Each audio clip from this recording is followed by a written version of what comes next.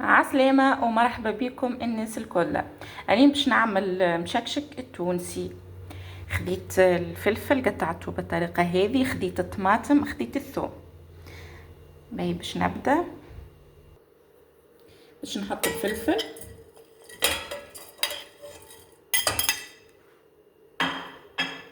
باش نحط الطماطم،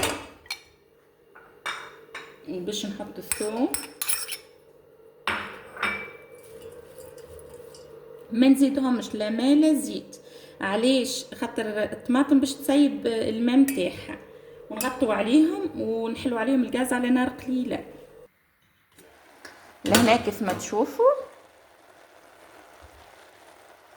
المشكشك متاعنا قاعد يطيب وما زدتو حتى شي، راه الطماطم سايبت الماء نتاعها.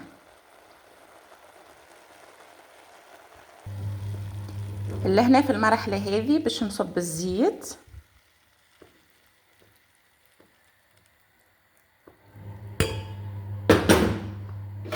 ونحركها ونخلي ياك الفلفل والطماطم يتقلوا شوي، ما نغفلوش عليهم.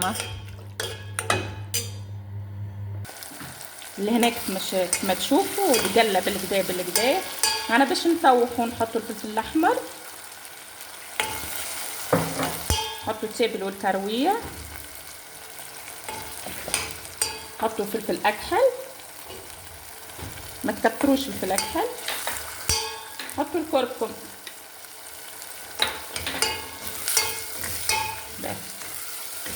نحركوهم هكا بشوي، ومن بعد باش نزيدوا قدر فنجان ماء هكا.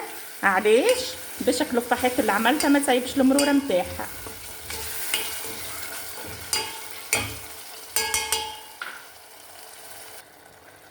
لهنا باش نحل كعب تاع عظم.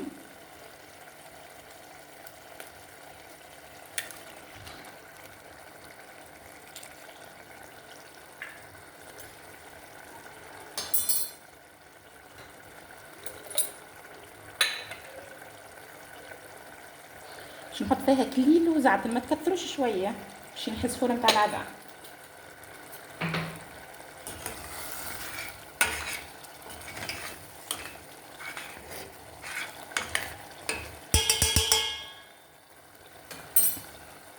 باش نقلو شوي للغاز باش تجيب في عقلها،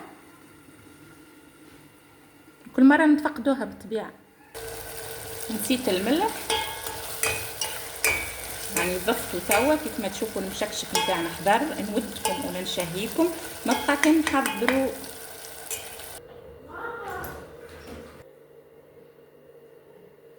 المشكشك حضر صايي. اذا كان عجبتكم وصفه اليوم ما تنسيش باش تعمل اشتراك في القناه وتجربوها.